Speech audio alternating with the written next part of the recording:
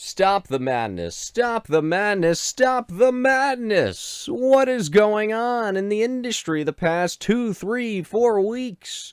And this is mainly Pokemon oriented, but if you're a Yu-Gi-Oh fan, you want to stick around, you might want to say, well, why? I don't care about Pokemon, I don't care about that childish artwork, I don't care about those Poke Simps, I don't care about anything but Yu-Gi-Oh! But this does matter. This is relevant. This is in the same market segment, the same industry that we are all interested in. I'm a big Yu-Gi-Oh! And Pokemon fan. Unfortunately, I'm not into Magic the Gathering, but I want to always know what's going on within the industry to see what's happening here. Now, this is going to be a good one, so buckle up and we'll get right to it. In a world full of Yu-Gi-Oh! Cards, grading, selling, buying, one card game remains supreme. One man has the insights you need to know. Watch and subscribe now. YugiohTube. What has happened in the past 2-3 weeks? It has been unprecedented. Never have I seen the growth in a market, and I feel like I'm on repeat. Every frickin' video. Repeat. Let's recap what really happened here. Logan Paul, a famous YouTuber, YouTube sensations, worth approximately, according to Google, $19 million in net worth. I don't know how true that is. He could be 50 million, he could be 10 million in net worth. I really don't know. Nonetheless, Logan Paul decided to publicize his passion for Pokemon. We're not going into details about these people. Soon we'll discuss Steve Aoki. Soon we'll discuss Gary V.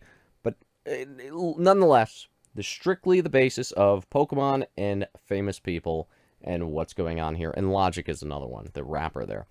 Nonetheless, Logan Paul decided to post a video on YouTube that he had purchased a box for $200,000+ of Pokemon base set first edition, auctioning off each pack at $11,000 a pack. He's obviously doubling his money almost at that point, and he will give a shout out to the person. The applications for $11,000 a pack had supposedly over 500 applications. For a 36-pack box, which he was keeping one pack for himself, 35 packs available, 500+ applications to rip a pack at $11,000 a pack, folks.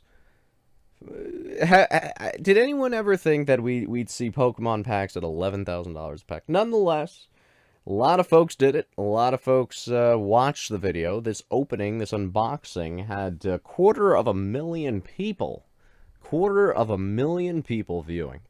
I had messages come in from some of my friends that I know personally, and they say, hey, do you know what's going on here? Is Charizard worth this much? And I say, yes.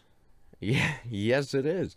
And it's just incredible what has happened to the Pokemon industry. And it's showing the resilience of the market when the economy in general, worldwide, we don't know what the future is. We don't know how bleak the potential outlook is. And folks are putting their money into alternative assets, physical assets, instead of the stock market. Are diversifying, and this is something I think we discussed several videos on this channel. A lot of folks with deep pockets, rich investors going into alternate asset class instead of the stock market. So when there's less confidence in the stock market, in the economy in general, that doesn't necessarily mean that cards will fall with it. Will some cards fall if the economy takes a downturn? Absolutely, but overall, there are some blue chip investments to watch out for, one of them being first edition Charizard. Nonetheless, I digress. Logan Paul publicized Pokemon. Logan Paul pretty much almost single-handedly skyrocketed the value of these cards. Logic and Steve Aoki followed suit, buying another first edition Charizard from Gary, who I had on this channel. If you hadn't looked, go check it out. I had Gary, the Pokemon Gary, on this channel. We talked with him for about an hour or so. So again, go check out on my videos. See this great interview for an hour with one of the biggest collectors I've ever seen. He had one of the biggest collections. A nice guy. Cool Yu-Gi-Oh! Unique Yu-Gi-Oh! Product, too. So, again, go check that out. Steve Aoki bought a card for 170, a Charizard. Logan Paul for 150, Logic for 226, 220 to 226, somewhere in that area because of buyer's premium and all that good stuff. Nonetheless, that's three straight celebrities that have purchased a first edition PSA 10 Charizard in a row. Gary V, we already know he has a first edition Charizard as well. The guy's worth about $190 million. What do I care? If I'm a Yu-Gi-Oh fan and I'm looking at this, I say, wow, what do I care? And I've seen a lot of Yu-Gi-Oh folks be angry at this. Say, what is going on here? And I don't care about Pokemon, and it's childish, and it's a bunch of nonsense, and I hate it. I hate Pokemon, is what a lot of Yu-Gi-Oh fans say. You shouldn't be saying that. You should be embracing, if you have a lot of Yu-Gi-Oh as investments, as an investment vehicle, you should be looking at this as an opportunity and saying, okay, Pokemon's up so high, what's the next best thing? What other interests out there can people grasp and look at a price? Let's say, look at a Charizard and say, well, Charizard's $226,000. That's the price of about 10 Blue Eyes White Dragons in PSA 10. That's the price of sets over and over of LOB, of boxes of LOB. When you look at relative comparisons, and you say, wow, okay, prices are getting so high in Pokemon to the point where I might look into something like Yu-Gi-Oh! And say, this is actually undervalued in the whole market in general. Okay, so let's take a segment, for example, in the stock market where, let's say, electric companies are booming. There's one specific electric company that's gone through the roof. The others are lagging a little bit behind. That might be a decent opportunity to look at the other ones and say, okay, this looks relatively undervalued compared to how high this same sort of asset pool is going up. So when people look at Pokemon and say, okay, I'm outpriced, or I'm just sick of the prices in Pokemon, they may, I'm not saying they will, but they may and they could look into Yu-Gi-Oh! And totally blow the whole market up. Now again, it's got its ups and downs. As a collector, it's down. As an investor, it's up.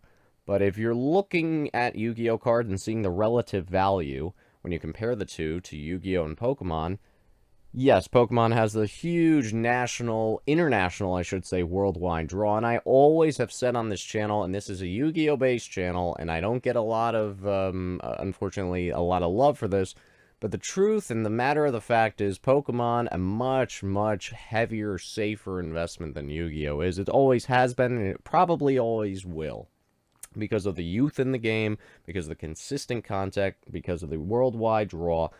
Yu-Gi-Oh! Ironically, though, I will say, in Japan specifically, in some parts of Asia, very, very deep pockets in those areas. Something we don't speak a lot about, but it is the matter of the fact.